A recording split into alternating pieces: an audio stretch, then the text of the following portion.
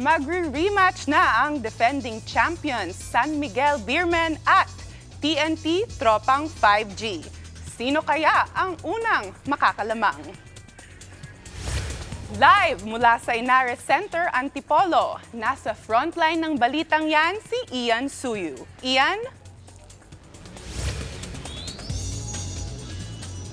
Jasmine, from 12 teams, naging 8, naging 2, at now we're down to the last 2 teams para sa final lap through the golden glory ng PBA Philippine Cup Finals dito sa Antipolo, Rizal. At parehong kupunan nga gigil na makagawa ng kasaysayan para sa Golden Season.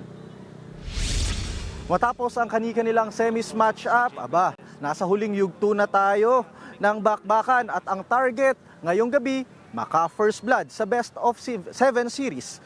Pre-match ito ng nakaraang All-Filipino Finals kung saan nagwagi nga ang Beermen tungo sa kampyonato.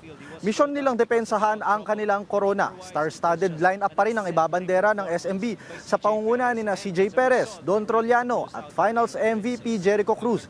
Pinaka-inaabangan din kung makaka-recover ba si 9-time MVP Junmar Fajardo mula sa kanyang shoulder injury.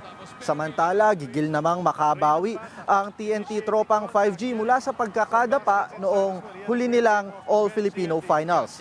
Yung pagkatalo kasi nila sumira ng kanilang Grand Slam hopes noong 49th season. Yun nga lang, sasabak ang TNT na wala ang kanilang main man na si RR Pogoy due to hamstring injury.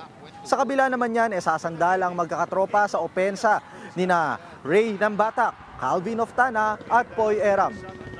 Alam mo, Jasmine, nakausap nga natin yung magkabilang koponan na yan, yung mga players nila nung huli nilang press conference. At parehong teams, aminado na asahan daw ng mga fans na bubuhos ang aksyon, pati na rin ang emosyon dito sa final series na ito.